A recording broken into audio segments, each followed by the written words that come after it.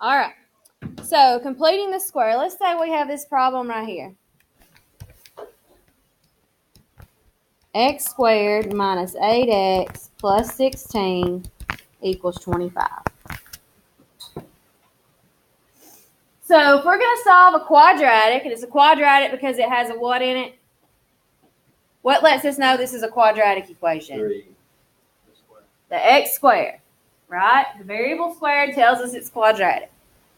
All right? So if I want to solve a quadratic equation by completing a square, that means I need a square besides the x, right? So if you look at this polynomial right here, 8x squared minus 8x plus 16, it is a perfect square trinomial. Okay? Because what multiplies to get 16 and adds to get negative 8? 4. Negative 4, negative 4, right? So if I do my little factor tree, my table over there, I will get out x minus 4 times x minus 4, which is x minus 4 squared. Right? And that equals 25. So basically, I factored that, and I didn't make my table. I did it in my head. Okay? What multiply to get 16, add to get negative 8, it's negative 4, negative 4. So that's x minus 4 squared. All right, so if I want to solve for just x, how do I get rid of this square right here? I take the what? Yeah, square root. On both sides. The square and the radical cancel. Leave me with x minus 4 equals, remember square roots, I got to do plus and minus, what? 5. No, there's no I because it's not a negative in there. So you only use I if there's a negative in there. If there's a negative in the radical, that's when you do it with the number. All right, so now, how do I get x by itself? Add the 4. So x equals 4 plus and minus 5. What does that mean, plus and minus? So that means you got to set it up x equals 4 plus 5 and x equals 4 minus 5. And especially when there's all numbers, no radicals, go ahead and simplify those out. X equals, what's 4 plus 5? 9. And what's 4 minus 5? Negative 1. So those are my two solutions. So when you complete the square, you want to take the trinomial and make a binomial square. Okay? You want to take the 3-term polynomial and make it a squared binomial. So you're factoring, basically. All right, let's do another one. This one's also similar. X squared plus 20x plus 100 equals 81. 10 and 10. Yes. So first you need to check to see, is this a perfect square trinomial? They call it a perfect square trinomial. That means there's something that multiplies to get this number and adds to get this number, and it's the same two numbers, right? And 10 will work. So this is x plus 10 squared equals 81. And then how do I get rid of the square? Right. Square root of both sides. That's what you do to one side of an equation, you got to do the other. The square and the radical cancel each other. X plus 10 equals plus and 9 minus what? 9. I don't understand why you have to put the plus and minus. Because, okay, what multiplies times itself to get positive 81? It could be 2 positive 9s or 2 negative 9s. That's why you have to say plus and minus. Because you have to account for either one of those could have equaled 81. Good question, though. All right, so how do we get the x by itself? Subtract 10. So x equals negative 10 plus and minus 9, which is x equals negative 10 plus 9, and x equals negative 10 minus 9. What's negative 10 plus 9? And negative 19.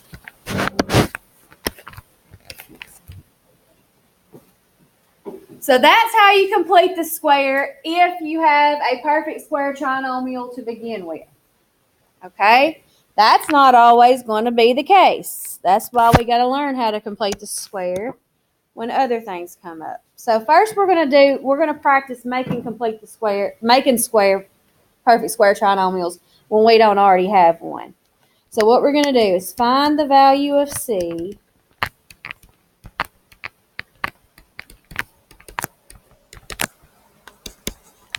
that makes a perfect square trinomial. Whoops.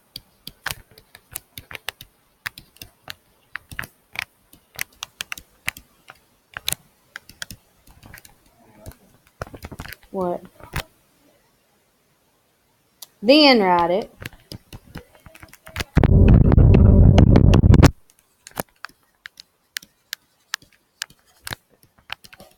Okay. So here's what I'm talking about. X squared plus 16x plus C. So we got to figure out what number goes here that would make that a perfect square trinomial. So we're practicing complete the square before we actually do it with an equation. So that's what we're doing here for this little section of What notes. multiplies to make C and adds to make 16? Yes, but what we need to find is something called a magic number. Okay? The way we get it is you're going to half your B term and square it.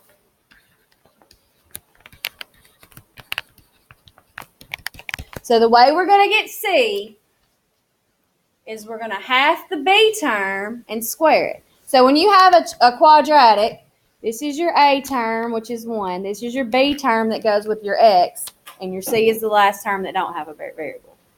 Okay? Y'all are going to think this part's really easy. Okay? So what's our B term?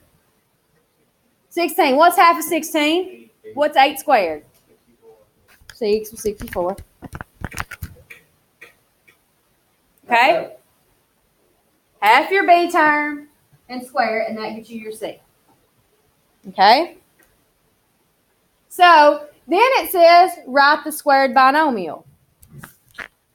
So if I put 64 here, what multiplies to get 64 and adds to get 16? 8 and 8. So this is x plus 8 squared. So that's my binomial squared. On this part. So we're not solving equations right now. We're just practicing how we would complete the square on this problem. Okay? We okay? Y'all okay with how we got C? You have the B term and square it. That means you divide it by 2 and then you square it. Okay, let's do another one. X squared minus 24x plus. What's my B term? What's my B term? Negative 24 divided by 2 is what? Negative 12. What's negative 12 squared? 144. Is your C term ever going to be negative? No, because we're squaring a negative, we're squaring a positive, right? Anything squared will be a positive. So our C will be 144. Because half of this is negative 12. Negative 12 squared is 144. Okay, so what multiplied to get 144 and have to get negative 24 then? It's negative 12, right? Let me give you another hint. Your half of your B term is your magic number that goes with it.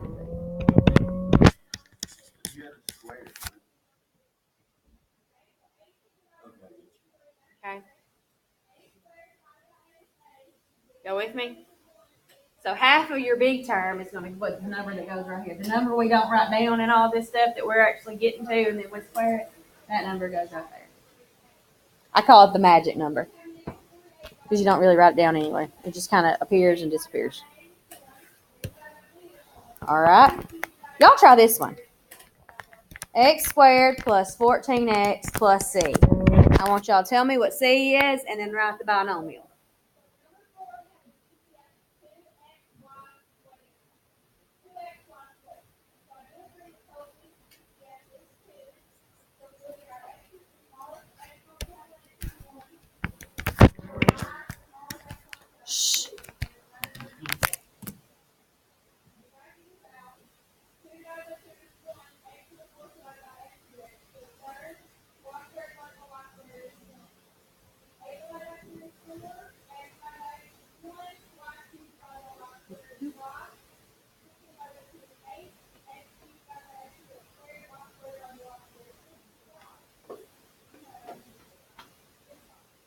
All right, so what'd you get for C? 49.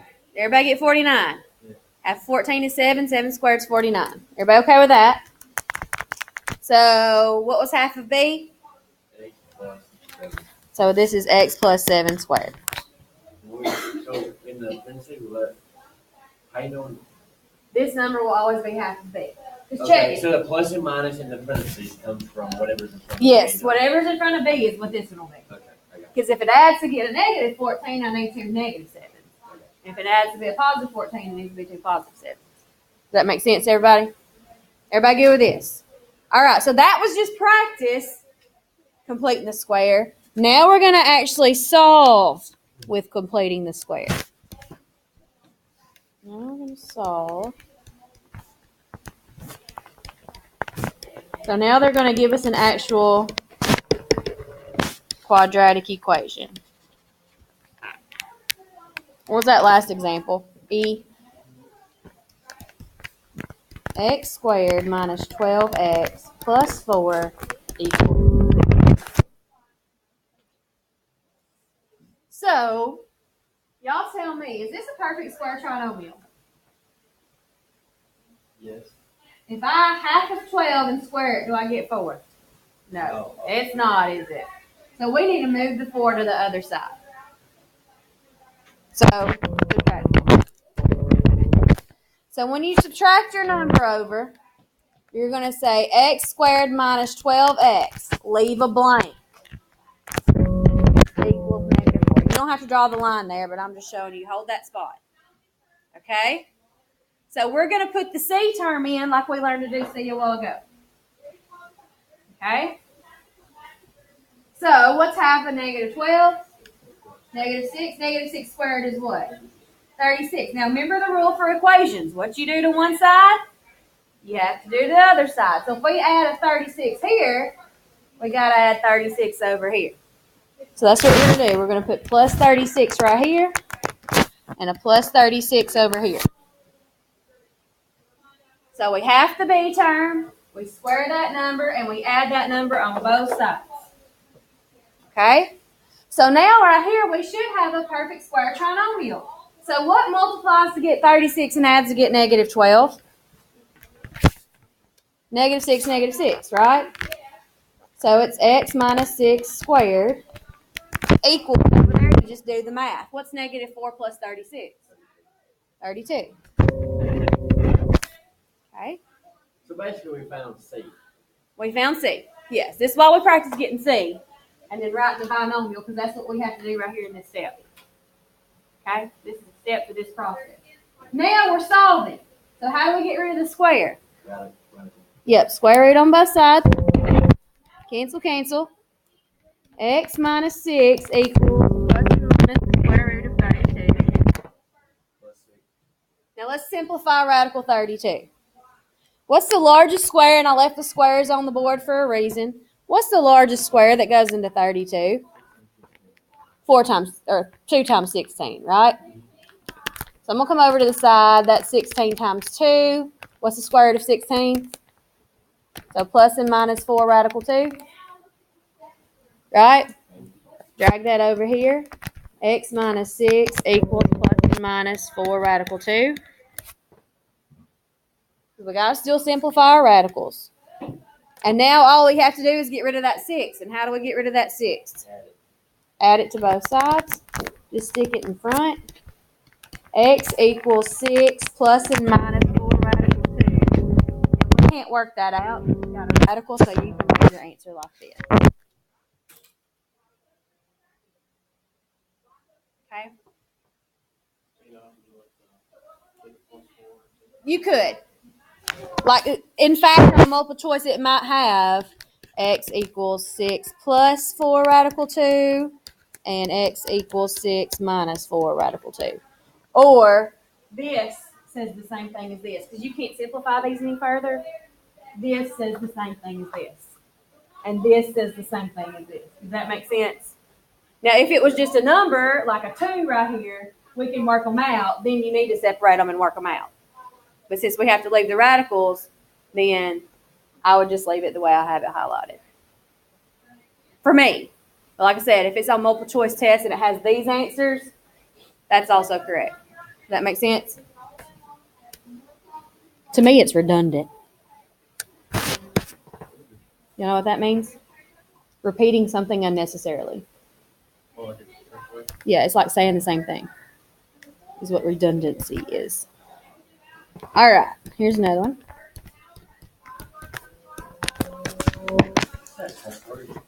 No, I didn't. No, he Well, I didn't hear. no, he didn't say cuss word. He said the word cuss word. Oh. That's okay. And notice that the thing that after Okay, so on the left-hand side of the equation, is that a perfect square trinomial? Is there two numbers that multiply to get 1, add to get -10 that's the same number repeated? Yeah, no. No. So what do we have to do first? Well, Y'all remember? none. No, it's not factorable. There's nothing that multiplies to get 1 that adds to get -10. Oh. Because it'd have to be 1 and 1. All right, so we need to get rid of the 1, right? So how do we get rid of the 1? Subtract it on both sides. So then I have x squared minus 10x, leave a space, equals -1. Because we're going to put a c term there that works.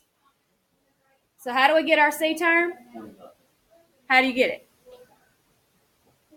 Divide the x by 2. Right. You take the b term, divide it by 2, and you get -5, and then you square it. And you get what? 25. And if I add 25 right here, I got to do what? Add it to the other side as well. Why did I put 24 there? I added it in my head. Sorry. Okay? So what binomial squared goes right here? What multiplies to get 25 and adds to get -10? 5. -5 and -5. So x minus 5 squared equals 24. Right? Then what do I do to get rid of the square? Yep, square root of both sides. Cancel, cancel. X minus 5 equals plus and minus the square root of 24. Are there any perfect squares that go into 24? 4, right? So I'm going to come over the side. Plus and minus radical 4 times 6. And what's the square root of 4? So plus and minus 2 radical 6. So x minus 5 equals plus and minus 2 radical 6. How do I get rid of the 5? Add it. It's fine. X equals 5 plus and minus 2 radical 6. And you can leave your answer like that. Or you can say 5 plus 2 radical 6 and 5 minus 2 radical 6. Any questions? Okay.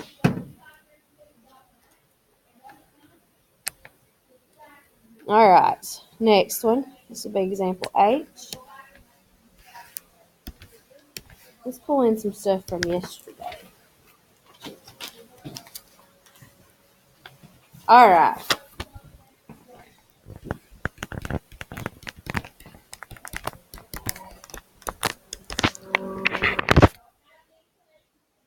First of all, let's notice something about this equation. The leading term is not a 1, right? So if I was factoring this, I would have to do it the long way, wouldn't I? Because this is not a 1. But there's something I can mathematically do to this whole equation to make it equal a 1 in front. What is it? Divide everything by 2, because all of these are even, aren't they? Yeah. Okay? Once you go to one side, they can sign you up to the other. Well, 0 divided by 2 equals what? 0. There you go. So we're just going to divide it all by 2. And we get 1x squared plus 4x plus 7 equals 0 divided by 2. Okay? I did it. Everything to one side. So if that equals 5. I would make it equal to 0 and then do it. But what you want to do is you want this term in front to be a 1. So if it's not a 1, see if that number will divide evenly into the rest of them. Okay? This shows up on the homework, so I wanted to do it. All right. So is this x squared plus 4x plus 7 a perfect square trinomial? Is there something that multiplies times 7 that adds to get 4 that's a perfect square? No. So how do we get rid of the 7? Subtract it on both sides. There's a lot of commotion in the hallway today. It's on my dang nerves. All right, leave your space because we got to put a C. All right. We got a half 4 and square it. So what do we get when we have 4 and square it?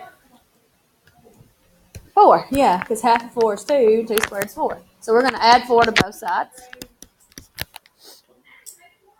Okay, so there's my C is 4. But you got to make sure you add it on both sides. That's some of the most common mistakes people make with this is they forget to add that number on both sides. It's a common mistake.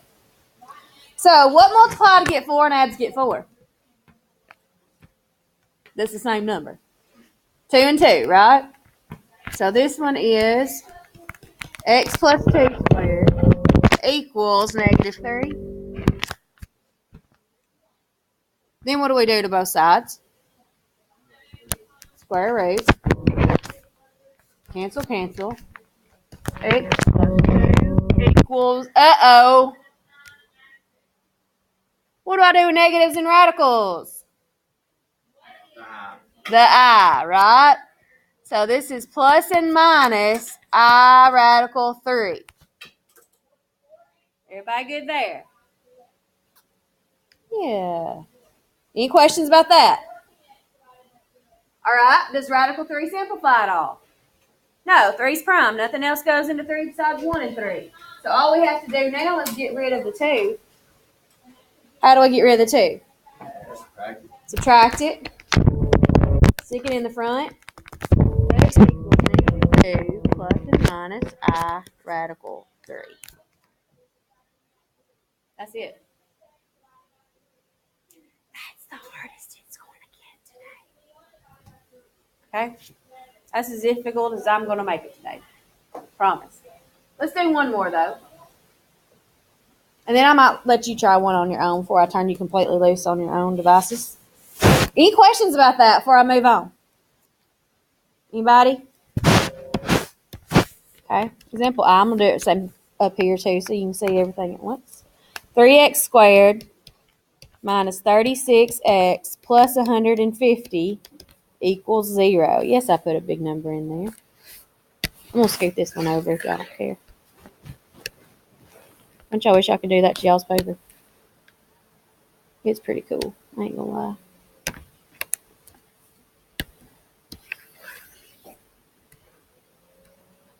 Go down. Except for when it don't want to work. All right. So, we got a 3 in front of x squared. Can we fix it?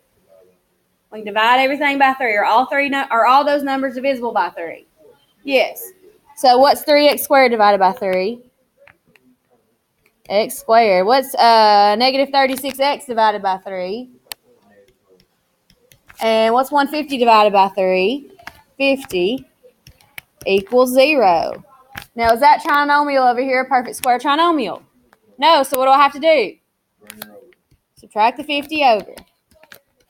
So I'm going to say x squared minus 12x, leave a spot, equals -50. So what's going to be my C term I put on both sides? Right, half of -12 is -6. -6 squared is a positive 36. So we're going to add 36 to each side. The last two you. Is it just a coincidence of the 36 up there and that the 36? Yes, total coincidence. Total coincidence. All right, so what multiplies to get 36 and added to get -12?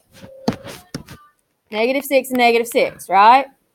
So this one is x minus 6 squared equals, what's -50 plus 36? How much? 14? -14. All right. Got some eyes going on. So square root of both sides. Cancel square. What's x minus 6 squared? Cancel is x minus 6. Equals plus and minus, what do I say here? How do I simplify this? What do I say? I radical 14, right? Is there a square that goes into 14 besides 1? No, so I can leave it I radical 14, right? That one won't simplify. If it does simplify the radical, you do simplify your radical. So what do I do with the 6? Bring her over. So add it to both sides. What's my answer? X equals what? Look, I radical 14.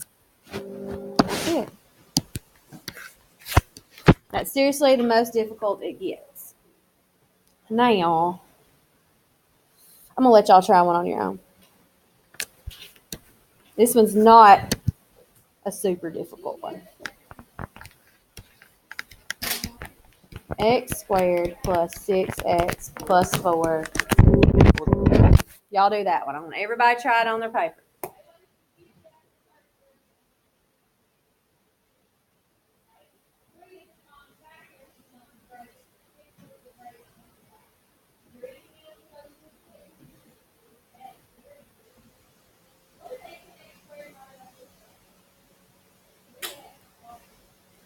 You don't know if you can do it or not unless you try it. So try it out. Let me know if you get stuck.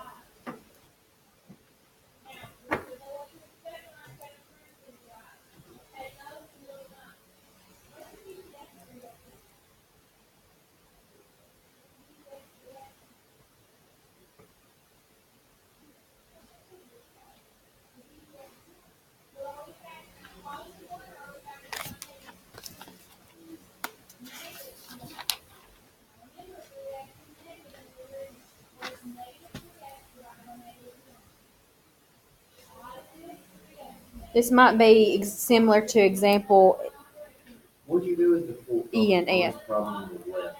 What'd you do with the 4? Why didn't you ever bring it down the right? Right here.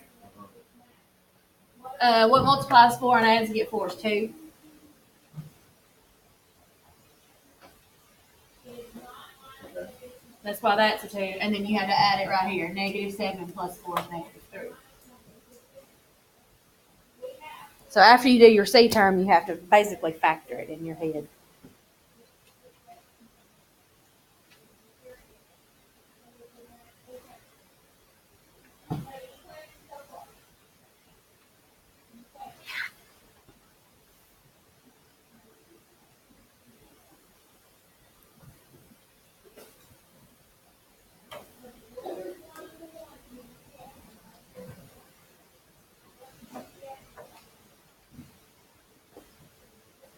This one, I don't think you get any I's, do you? No. You get a radical in your answer, but no I.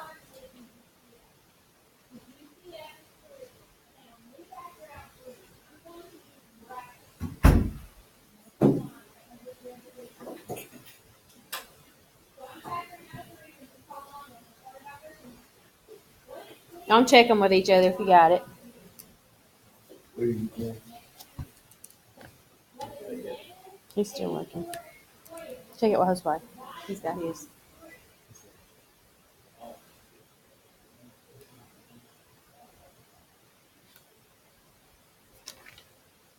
I haven't worked it yet, so I don't know. I worked all the rest of the examples, but I didn't work those 2. All right, y'all tell me what you had to do first. Subtract the 4. So then I'm going to have x squared plus 6x, leave a blank, equals -4. And what did you put in for C? 9. So you should have added 9 to both sides. Right? So right here, what multiplied to get 9 that adds to get 6? 3 and 3. So x plus 3 squared equals 5. And then what do? Square root both sides. So x plus 3 equals plus and minus radical 5. Do I put an I here? Why not? There's not a negative under the radical. You only need an I when you have a radical negative under the radical. So now what do I have to do to get x by itself? Right, just to clarify, radical 5 is prime. It will not simplify. So subtract 3 on each side. X equals -3 plus and minus radical 5. You can leave it like that, or you can say -3 plus radical 5 and -3 minus radical 5. So raise your hand if you got that for your answer. Y'all are great. Any questions? All right, that is the end of this lesson.